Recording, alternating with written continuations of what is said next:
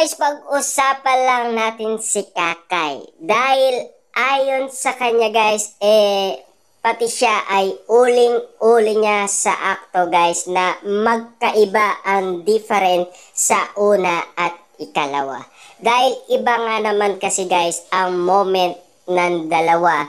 Simula nga naman kasi guys, nanligaw na si Alden Richard kay Catherine Bernardo. Katakataka kasi guys, bawat nangyayari umano sa Katden, kahit na si Kakay guys, uling-uli sila sa akto. Kahit siya guys, kinikilig umano sa dalawa.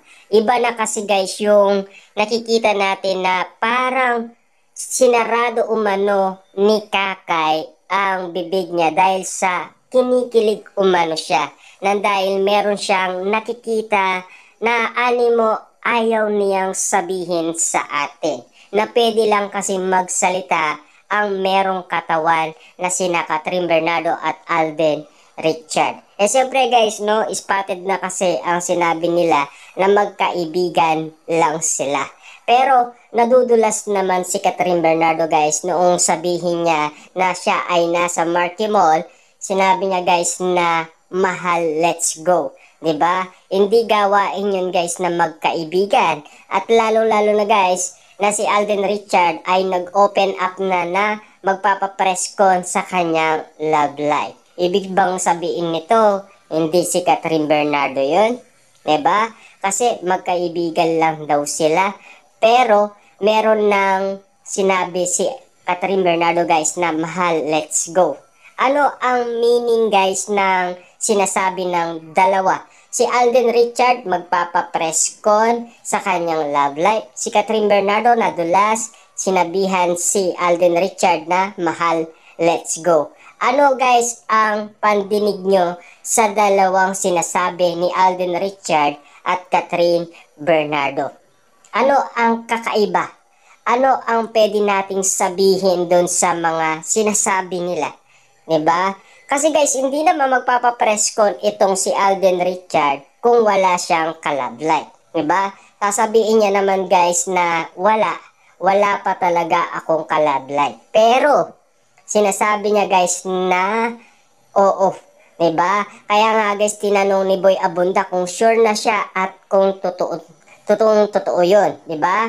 Kaya nga naman kasi guys, yung mga sinasabi nila ayon kasi sa kanilang mga reaction, kita-kita na natin guys 'di ba? Kasi narinig na natin 'di ba? Kasi marami nang nakarinig guys hindi lang naman tayo 'di ba? Kung pagtatakan ninyo kung ilang viewers na ang nakarinig nun at lalong-lalo na yung viewers na nadula si Catherine Bernardo, marami na, kaya nga sinasabi nila guys na nag-viral na. 'Di ba? Kasi pinagpestaan na, pinagkaguluhan na at pinag-usapan na. Kasi guys, iba't ibang social media na nakarating na 'yon, 'di ba? Dumami ng dumami ang viewers at dumami ng dumami ang mga nakarinig noon. Kakaiba nga kasi guys, kahit na si Kakay ay kinikilig umano sa dalawa, 'di ba? Kasi guys, yung reaction ni Kakay guys merong ibig sabihin kung bakit nga naman siya kinikilig umano kina Catherine Bernardo at Alden Richard. Siyempre guys, no, paano hindi magkaiba ang una at ikalawa nilang movie? Unang-una, sa una nilang movie, may boyfriend pa si Catherine Bernardo na si Daniel Padilla, 'di ba? At ang ikalawa naman na movie nilang dalawa, medyo single na si Catherine Bernardo. Madali na lang guys para kay Alden Richard. Kaso nga lang sa pagiging single ni Catherine Bernardo, maraming nakabakod umano na manliligaw ni Catherine Bernardo. Kaya naman guys, itong si Alden Richard, gumagawa na siya ng paraan para siyempre guys, mapa sa kanya si Catherine Bernardo. Siyempre guys, siya nga ang tipo niyang babae. 'Di ba? Ano ba ang gusto niyang babae guys, 'di ba? Yung ni-reveal niya. Alam naman natin guys, ang tinutukoy niya ay si Catherine Bernardo. Wala nang iba. Kasi spotted ang panliligaw niya guys kay Catherine Bernardo at sa bahay pa mismo guys ha. Kasi marami nang nakakita at lalong-lalo na guys pinagpiestaan na yan sa social media. Pinag-usapan na yan, pinagkaguluhan na yan, trending pa yan. 'Di ba? Lalong-lalo na guys, spotted ka sila na pumunta umano sa Antipolo Mall at kasama pa si Alora. 'Di ba? Kita nyo naman guys, kasi merong mga resibong awak ang mga nagsasabi na huling-uli sila sa akto. 'Di ba? Na nagde-date umano. Kasi guys, madalas nga naman kasing pag-usapan niya. 'Di ba? Dahil nangyayari kasi yan guys eh. 'Di ba? At lalong-lalo na nakikita na pa natin at naririnig pa natin guys sa iba't ibang social media platform. Kakaiba man guys sa pandinig natin yung naunang movie saka yung ikalawa kasi medyo meron tayong nakitang kakaiba kina Catherine Bernardo at Alden Richard. Lalo-lalo na guys noong wala pa sila sa Canada. Dito pa lang sa Pilipinas guys, todo effort na si Alden Richard kay Catherine Bernardo. Lalo-lalo na guys, ang mga artista mismo ang nakakauli kay Alden Richard kung ano ang mga ginagawa niya. Diba? Robby Domingo, sample na natin guys dahil nauli niya si Alden Richard na umi-effort kay Catherine Bernardo at muntikan na siyang madulas.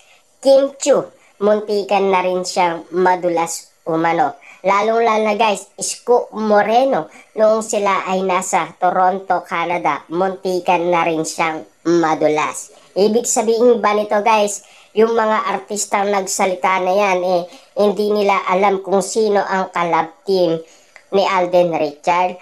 Kasi guys, ginulat tayo ni Isko Moreno sa kanyang sinabi na baka pag uwi mo, merong magalit. Kasi kapansin-pansin kasi guys, yung kiss mark niya. At lalong-lalo na guys, yung binitawang salita ni Kim Chiu, meron ka naman ka-love life, 'di ba? Di ka gulat-gulat yan guys, 'di ba? At lalong-lalo na guys, Boy Abunda, 'di ba? Musta na ang yung love life, 'di ba? Kakaiba sa pandinig natin yung guys. At sinabi ni Alden Richard, ano sabi ni Alden Richard guys? Siya ay magpapa-press con. At ang guest speaker, si Boy Abunda. Diba? Totoo na ba yan? Ang salitang totoo na ba yan guys? Ang sinabi ni Alden Richard, oo. Diba? Ano ba guys yung panlasa sa pandinig natin ang mga sinasabi nila? Ano ba ang kakaiba? Diba? Kasi guys, yung mga sinasabi nila, narinig na natin, nakita na natin, pinagkaguluhan na yan, pinagpestaan na yan.